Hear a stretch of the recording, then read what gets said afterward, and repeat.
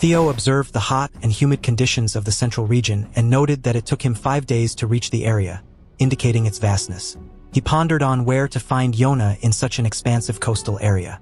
Theo strategized to locate her discreetly while observing the surroundings and avoiding detection by other alchemists. He realized the landmark was vague and underestimated the enormity of the lake in the region. Theo called out to Wanwan, asking if she remembered Yona's scent. Wanwan appeared confused, prompting Yona to address her. Theo described Yona as the good-smelling lady to help Wanwan recognize her scent. However, despite Wanwan's efforts to smell and search the surroundings, she couldn't locate Yona. Theo acknowledged the vastness of the lake, realizing it would be challenging to find Yona immediately. He decided to begin the search along the coast, considering the lake's expanse akin to the sea. Reflecting on the value of the treasure that attracted everyone's interest, Theo contemplated the risks involved and expressed a desire to venture into the lake with Yona. As Wanwan's ears perked up and she pointed in a direction, Theo noted that the energy didn't resemble that of a law of spirit energy alchemist. He wondered if Yona was in that direction. However, as Wanwan lowered back down, Theo pondered on Yona's unique ability. Unable to determine her level or grasp her energy, he decided to rely on Wanwan's sense of smell for the time being. Theo suddenly spotted Yona and recognized the windmill carriage of the Mountain Willow Manor. Sensing something amiss, he decided to investigate further by getting a closer look. Approaching Yona, she acknowledged his presence by saying, "Theo, you're here." The man noted the law of spirit energy levels of Theo and Yona. Theo, addressing Yona, suggested they leave if she had nothing else to discuss. Yona agreed to depart. However, the man intercepted them. Confused, Theo questioned the man's intentions, realizing he was being blocked without any harm. Theo speculated that the man might be waiting for orders from the person inside the carriage, indicating his lack of authority to make decisions independently. Theo, unsure of the person inside the carriage, invited them to address both him and Yona if they had something to say. A woman emerged from the carriage, introducing herself as Vicky from Mountain Willow Manor. Theo expressed regret for not greeting her sooner, explaining their recent arrival in Yeyang Province. Internally, he noted that he couldn't determine Vicky's level but speculated she was at least at the breath of the sun level. Yona respectfully acknowledged Vicky, stating it was an honor to meet her. Vicky dismissed the notion of it being an honor, noting that Theo and Yona hadn't given up yet. She expressed a lack of interest in engaging in unnecessary conversation with them, suspecting their motives to enter the lake. Vicky doubted their survival in the lake given their skills, suggesting it would be a miracle if they didn't perish just by entering. She proposed that, considering the presence of many skilled individuals from Yeyang Province, it would be wise for Theo and Yona to accompany her. Internally, Theo found Vicky to be self-centered and realized that outright rejecting her could lead to potential trouble for them. Theo expressed that it would be an honor to journey with Vicky. However, he mentioned his vow to obtain at least one treasure from the lake before continuing. Theo explained that if he joined her, he would need to give up on everything, potentially breaking his vow. Vicky retorted, questioning if he was painting her as a greedy individual who only cared about herself. She clarified that while they should take their own treasures, she and Nolan would choose the treasures first, allowing Theo and Yona to only take one treasure each regardless of how many they had. Theo contemplated that while he didn't intend to be overly focused on the treasures in the lake, traveling with a breath of the sun alchemist like Vicky could reduce dangers and increase possibilities. However, he harbored doubts about trusting Vicky since he lacked information about her. Despite her attempts to lure them in, Theo believed they would be fine until they obtained the treasures. The real concern lay in what would unfold once they retrieved the treasures and left the lake. Yona apologized, but Theo reassured her that everything was fine. Internally, Theo pondered whether Yona's ability and the lesser devil poison could resolve any situation. Vicky, noticing Theo's internal deliberation, warned him that if he didn't cooperate with her, she would kill him on the spot. Reluctantly, Theo realized they had no other option but to comply with Vicky's demands. Theo and Yona agreed to trust that Vicky would keep her promise and decided to journey together with her. Vicky expressed a hint of annoyance, stating they should have agreed sooner to avoid wasting her time. She then instructed them to follow her as they would head into the lake immediately. Theo considered the idea of disappearing in the underwater barrier, but he realized it would only provoke Vicky. He found the carriage intriguing, noting its ability to create a shield solely from the windmill. Observing their descent without hesitation, Theo inferred that they possessed detailed information about the treasure inside the lake. Theo observed Nolan reading something that appeared to be a compass. Intrigued by its potential to guide them to the treasure, he considered it an extraordinary item. Despite expecting to witness Vicky and Nolan's power in the lake, Theo noticed that other alchemists were not challenging them. He recognized the windmill carriage of Mountain Willow Manor as renowned in Yeyang Province, seemingly unrivaled in status and authority. Puzzled by Vicky's motives in luring them in, Theo pondered on the reason behind her actions. Theo speculated that Vicky and Nolan might be the alchemists invited to the Exian sect by Iris. Maintaining the energy shield in the water required a significant amount of spiritual energy. As half a day elapsed, Theo wondered how much longer their journey would last. Suddenly, the carriage accelerated, increasing its speed. In the darkness that enveloped them, Theo struggled to see anything clearly. Puzzled by the sudden change in speed, Theo questioned the reason behind the abrupt acceleration. Yona and Theo were astonished to discover a palace underwater. Nolan confirmed its significance, mentioning the sacred needle of wisdom pointing towards it. Theo realized that the sacred needle of wisdom was likely the name of the item. Feeling a surge of spiritual energy emanating from the palace, Theo speculated if it was an item that directed towards places with immense spiritual energy. In the darkness surrounding them, the palace stood out, and Theo acknowledged that without the compass, they might have missed it entirely. Contemplating the rumors of treasures hidden inside the palace, Theo pondered the possibilities. Vicky commended Nolan on their discovery, acknowledging the successful guidance provided by the sacred needle of wisdom. Nolan observed that the water was not flooding the palace, a positive sign indicating they wouldn't need their energy shields. Vicky instructed them to explore every room thoroughly to search for treasures, prompting them to begin their search within the palace. As they searched for treasures, Nolan discovered a chest. However, Vicky became furious, suspecting that someone had already opened it. In her anger, Vicky stomped on the chest, causing it to crack under the force of her frustration. Vicky urged them to search the remaining rooms quickly, hoping to find any treasures that might still be left undiscovered.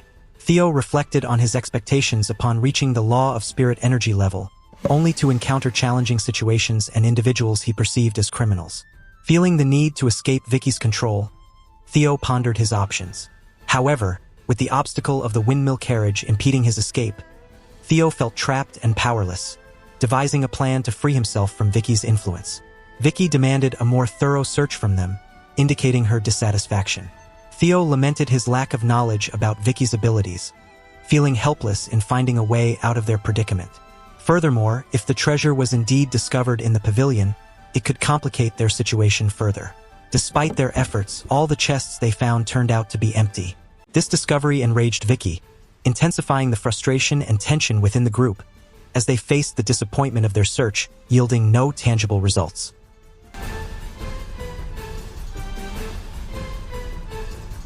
Vicky expressed disbelief that there was only one of such buildings inside the lake and lamented their inability to discover what happened to the rare treasure that emerged every 300 years.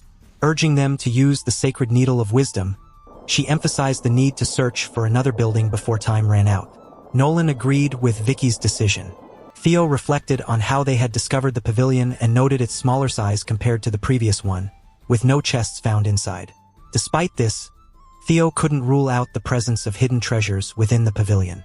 Aware of Vicky's sour mood, he realized the need for caution.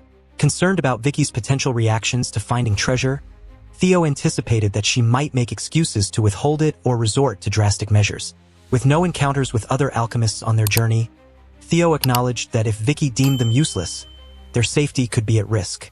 Theo pondered Nolan's possible destination as they continued their search. Despite exploring numerous rooms, they had yet to uncover any treasure. Additionally, a strong spiritual energy permeated the floating castle, rendering the use of the sacred needle of wisdom futile. Vicky acknowledged that even in a place saturated with spiritual energy, the sacred needle of wisdom still indicated something to be found. Tasking Nolan to lead the way, he agreed. As they reached the final room, Theo questioned whether there would be anything of value left to discover in their search within the underwater pavilion. Nolan observed the compass closely and identified their destination. Vicky instructed them to destroy the floor, anticipating that it would reveal an entrance to another location or passage. Nolan utilized his weapon whip to break through the floor as instructed. Theo marveled at Vicky's expertise as an alchemist, impressed by her ability to interpret the sacred needle of wisdom's movements accurately and swiftly deduce the significance of the compass's indications. Nolan suggested moving forward, questioning if they should enter the newly revealed area. Vicky decided that Theo and Yona should enter first, indicating there was no requirement for Nolan to lead the way. Theo, however, proposed that he should be the one to enter first before Yona, expressing a willingness to proceed ahead of their group. Acknowledging Theo's suggestion, Vicky agreed, allowing him to take the lead into the newly discovered area. Theo observed the scattered building ruins surrounding them, recognizing the remnants of the palace or pavilion that once stood in the area. Amidst the debris, only one building remained intact, catching their attention as they arrived at the location. Vicky, filled with awe and excitement, expressed her disbelief at the discovery, convinced that the elusive treasure, which emerged only once every 300 years, was located within the remaining building. Vicky swiftly flew to the location, displaying a sense of urgency in her actions. Theo observed her behavior and speculated that she was using her heightened senses to determine if any other alchemists were in the vicinity. Theo wondered if the prominent building ahead was the main hall of the structure they had discovered. Suddenly, they came under attack, prompting Vicky to swiftly defend herself. Surprised by the assault, Vicky retaliated, expressing disbelief at the unexpected confrontation and questioning the identity of their assailant. Realizing the formidable power behind the attack, Vicky suspected the involvement of a particular individual. In response, she utilized her divine fire cudgel, a potent defensive weapon, to counter the aggression. The alchemists stood prepared to defend themselves. The old man chuckled, urging Vicky to release her anger. Vicky recognized the old man as Elder Philip. Philip noted Vicky's persistence, even in the presence of a breath of the sun alchemist. Philip acknowledged Vicky's association with Nolan but expressed curiosity about the two individuals accompanying her. He prompted Vicky to introduce them, revealing his keen interest in the identities of her companion. Vicky warned Elder Philip against mentioning certain matters again, threatening consequences if he did. She clarified that the individuals with her were the people she had brought from her manor, similar to how Philip had his own group accompanying him. Philip chuckled, acknowledging the situation. He emphasized that, ultimately, discovering the location of the treasure depended on both Vicky and himself. Vicky questioned Elder Philip's motives for not entering the main hall and opting to wait outside. Despite the tense situation, it appeared that Philip was more interested in conversing rather than launching an attack, leading Vicky to ponder his intentions and strategies. Theo observed the escalating tension as Vicky and Philip discussed the treasure, recognizing the significance of the conversation. As the focus shifted towards the treasure and the stakes involved, Theo realized the presence of law of spirit energy alchemists in the vicinity. Philip reassured Vicky, suggesting she relax as the treasure was not within immediate reach. He mentioned several buildings he believed held treasures, proposing a division of the spoils between them, indicating there would be plenty to gain even if they shared the findings. Vicky, however, perceived Philip's outward demeanor as a facade, recognizing his inner greed and lack of sincerity. She suspected that Philip had no intention of sharing the treasures and saw through his attempts to appear cooperative while harboring selfish intentions. Vicky expressed her impatience, unwilling to waste time on pointless chatter. She questioned why Philip lingered outside instead of entering the main hall directly. Philip explained that a formidable barrier obstructed their path, despite their efforts to break through with the combined strength of his Law of Spirit Energy juniors. Acknowledging Vicky's power, Philip conceded that even she would be unable to penetrate the building due to the insurmountable barrier blocking their way. Vicky attempted to use her skills to overcome the barrier, but to no avail. She acknowledged Philip, realizing that his words were genuine and not deceitful. Philip, expressing his admiration for Vicky, assured her of his honesty and loyalty, emphasizing that she understood his desires well. Vicky grappled with discomfort, realizing the challenging situation they faced. Reflecting on encountering the old man by the lakeside and foreseeing the complications ahead, Vicky found herself reluctantly cooperating with Philip. Vicky proposed collaborating to dismantle the barrier and inquired about the next steps once it was removed. Philip questioned the need to complicate matters, suggesting that with numerous buildings to explore, dividing the treasure equally between them would suffice. Agreeing to Philip's proposal, Vicky agreed to focus on breaking down the barrier as a first step towards their shared goal.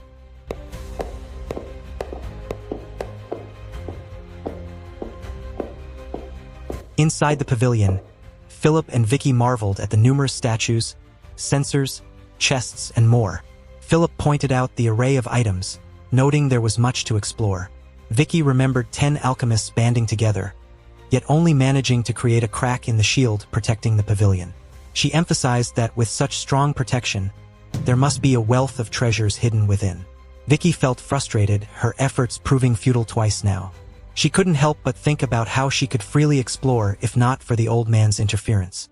Both Vicky and Philip contemplated how they could secure all the treasures for themselves.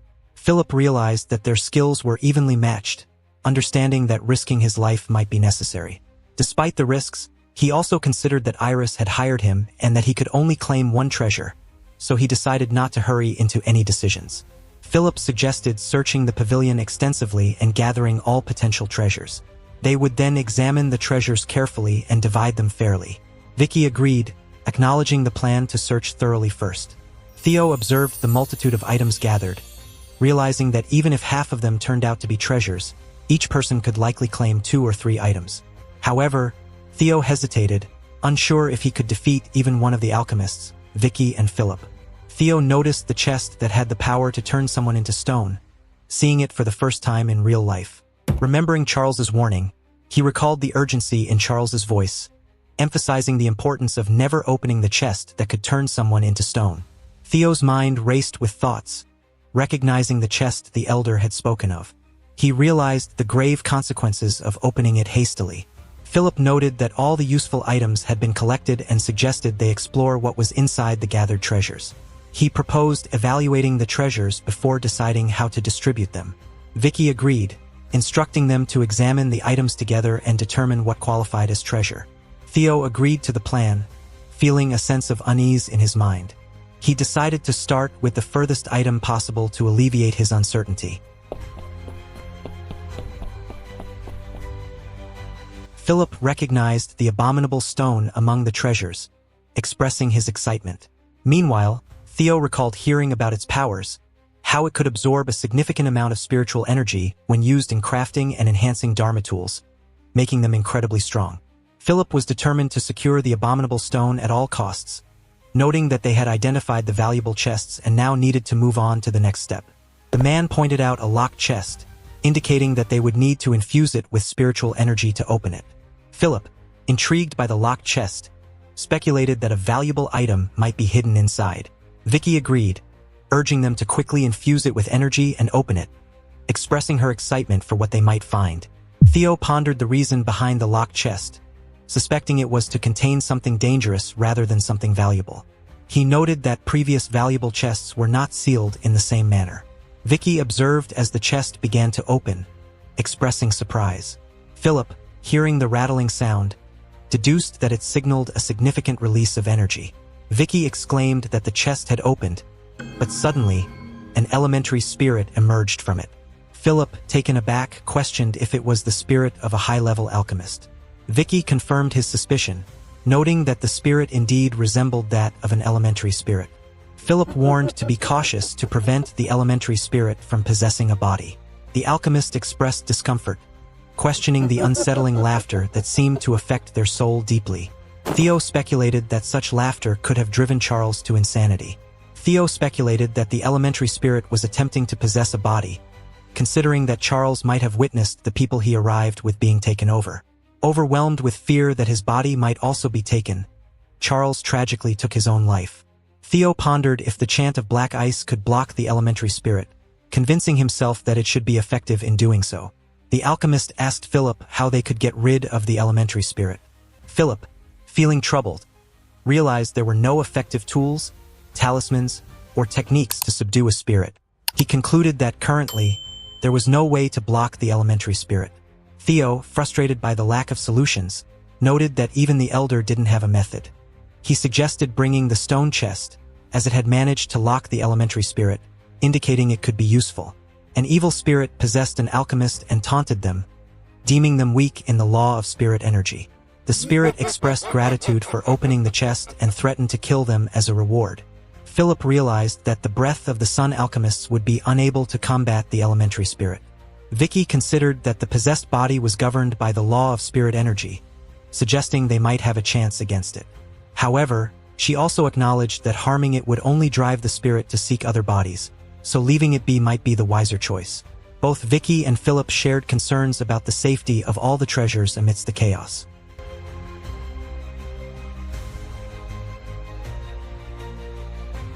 The evil spirit expressed reluctance to target the two breath of the sun alchemists, considering one an old man and the other a woman at most. It threatened to drain everyone's spiritual energy and latent power. Vicky realized the dire situation, understanding that the spirit would drain their energy and leave only one survivor. She made a tough decision to give up on the treasures, prioritizing survival. Vicky decided to escape, acknowledging that treasures held no value if one was not alive. Yona urged Theo to escape, and Theo agreed, deciding it was the best course of action. Philip questioned why they couldn't leave, expressing his frustration. Theo realized that the evil spirit had used a trick to block their way out. He contemplated either breaking the obstacle to find an escape route or finding a way to restrain the elementary spirit to ensure their safety. Vicky attacked with the flames of the divine fire cudgel, hoping it would work on the evil spirit. The spirit, unfazed, taunted that absorbing spiritual energy was not enough to satisfy its hunger. It questioned if it could satiate itself by consuming a breath of the sun alchemist. Philip, determined, refused to be defeated easily, surprised that the spirit could destroy a low-grade Dharma tool so effortlessly. The evil spirit warned against wasting spiritual energy. Philip, in fear, pleaded for it to stay back. Theo pondered the reason why the items inside Charles's pouch of abundance were all useless, realizing it was due to the elementary spirit. He wondered how Charles managed to escape and how the others contained the spirit in the stone chest. Theo reflected on the usefulness of his possessions, noting that apart from the stone chest, none seemed to be of any help. The evil spirit possessed Philip, mocking his weakness and the low-ranking Dharma tools he had brought. Dismissing the items as trash, the spirit expressed disinterest in using them. It then sought someone who could show it something more intriguing, noticing Theo.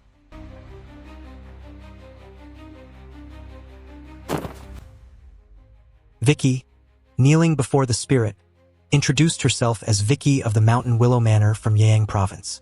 She acknowledged that the spirit must need time to adapt to the outside world after spending a long time in the palace. Vicky offered the support of the Mountain Willow Manor to ensure the spirit's comfort during this adjustment period. She humbly requested the spirit to accept them and show its grace by taking them in. The spirit, intrigued, admitted to never having heard of the Mountain Willow Manor. It remarked that it seemed like Vicky held significant influence there. Vicky revealed that her husband is the head of the Mountain Willow Manor, less than 300 years old, and at the level of breath of the sun. In her mind, she acknowledged the necessity to do anything to survive. She considered it a fortunate turn of events that her husband's level was extraordinary, hoping that by gaining his favor, he could greatly assist in their current slow progress. Vicky offered the spirit her husband's body, pledging her lifelong support once it accepted. In response, the spirit insulted her, belittling her husband as a mere breath of the sun alchemist and questioning his usefulness. It expressed its intent to go to the Mountain Willow Manor, where it aimed to kill all the alchemists to replenish its spiritual energy, having memorized the manor's name. Vicky realized her attempts to communicate with the spirit were futile, finding it even more deranged than she had initially believed. The spirit declared its intention to consume all present individuals one by one, draining their energy. Vicky lamented the spirit's actions, mentioning the death of Nolan. The spirit clarified that it didn't plan to kill the three of them specifically, prompting Vicky to question the reason behind this decision. Vicky speculated that the reason they were spared was due to the spirit's mercy. The spirit, however, dismissed her assumptions, stating it would now reveal the actual reason for leaving one man alive. Addressing Theo, the spirit declared that Theo would serve as its future body. It noted Theo's age of less than 100 years and commendable level of the law of spirit energy, indicating potential for a long life ahead.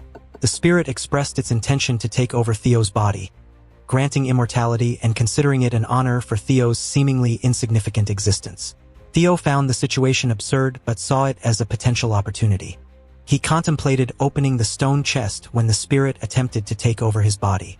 The spirit explained that it spared the remaining two women because they were women, planning to replenish itself with them after possessing the other man's body. It promised not to take their lives once it had recovered, as they would have aged by then. The spirit believed it had saved their lives due to its soft heart and instructed them to live gratefully until their eventual deaths.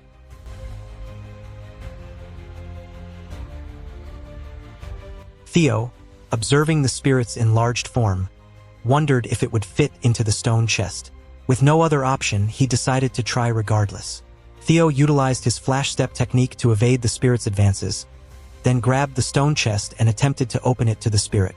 However, the spirit managed to avoid the chest, expressing surprise. Theo employed his flash bee sting technique to catch the spirit, successfully trapping it to the chest. The spirit, being sucked into the chest, expressed confusion. Theo then utilized his inner binding seal to further secure the spirit. Enraged, the spirit protested against being locked inside the chest once more, citing having spent over 1,000 years in confinement and refusing to allow it to happen again. Theo realized that the smaller the gap in the box, the stronger the sucking power. Determined, he understood the importance of closing the box at all costs, despite feeling his power decreasing. The spirit, surprised by Theo's attempt to stop it with the limited power he had, expressed disbelief at the situation. Yona offered her help to Theo, emphasizing the importance of closing the chest. She expressed confidence in having more spiritual energy than Theo and vowed to compensate for the power needed. The spirit, turning to Vicky, implored her to assist, promising to teach her qigong and techniques to achieve the vitality of yin and yang. It even offered to instruct her on how to remain as an elementary spirit that doesn't perish after death. Theo struggled to speak as he poured out his spiritual energy. The spirit called for assistance from anyone willing to help. Vicky, however, questioned the spirit's credibility, pointing out the absurdity of its previous threat to destroy the Mountain Willow Manor without justification. She refused to trust such words without a valid reason. Despite being locked inside the stone chest, the spirit desperately pleaded, swearing on its life to support Vicky in reaching the vitality of yin and yang. It vowed that breaking the promise would result in being born as a pig in its next life. Theo realized the seal might be incomplete, so he tightened his grip on the chest, determined to prevent the spirit from escaping. The situation was precarious, with the outcome hanging by a thread.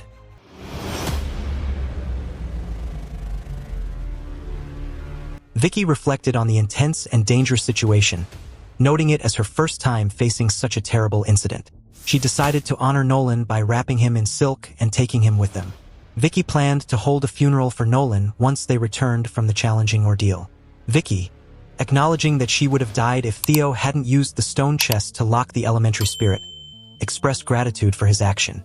However, she also noted that Theo had only used the stone chest when his life was in danger, suggesting that if he had used it earlier, Nolan might not have died in vain. Vicky confronted Theo, stating that Nolan's death was a result of his delayed action, and demanded to know how he planned to compensate them for their loss. Vicky reflected that aside from Nolan's tragic death, the situation wasn't entirely unfavorable. She considered Philip's demise a benefit, as it meant the treasure was now hers and the person she disliked was no longer a concern.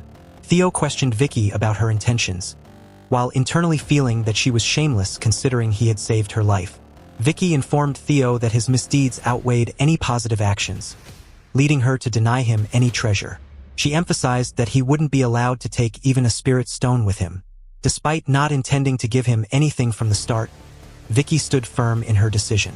Theo accepted her decision but expressed a lingering thought. Vicky questioned if a sinner like him had anything further to say. Theo proposed that if he couldn't take a treasure due to his sins, then Yona should be entitled to take one as promised. Vicky, internally conflicted, acknowledged she had no reason to spare them. She feared they might reveal the secrets of the treasure that surfaced only once every 300 years. Protecting her reputation was crucial, as any rumors about withholding treasures could tarnish her standing.